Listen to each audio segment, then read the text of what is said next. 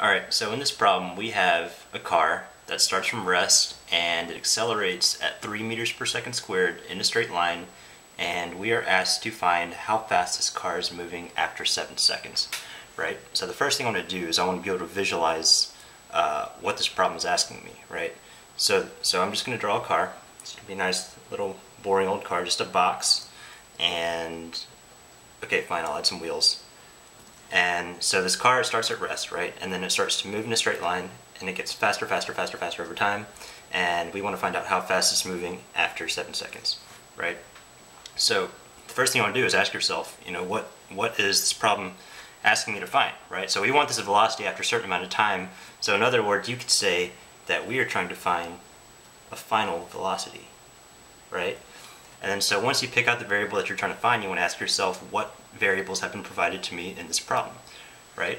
Well, as we said earlier, the car, in the very beginning, it starts at rest, right? So we could say his initial velocity is 0 meters per second, right? And then the problem also states that the car, it accelerates at 3 meters per second squared. In other words, A is 3 meters per second squared. And we want to find out how fast it's going after 7 seconds. So in other words, we could say that time is 7 seconds, right? So here we have our variables laid out nice and pretty. We have what we're trying to find and we have what they've given us. So the next thing you want to do is you want to ask yourself which of these three kinematic equations lets me use these variables to solve for this VF right here. And so just looking at these equations, I think this equation looks pretty good, so I think I'm going to use it. Right, so I'm just going to plug in my variables and just solve for my VF.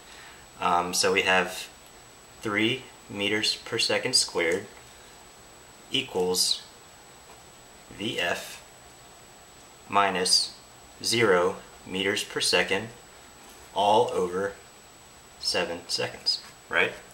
And so from here it's just a matter of algebra, right? You want to isolate this VF. So I'm just going to bring the 7 seconds over here, and so what that's going to give me is 3 meters per second squared times 7 seconds equals VF, because remember the 0 cancels out, so I can just ignore that.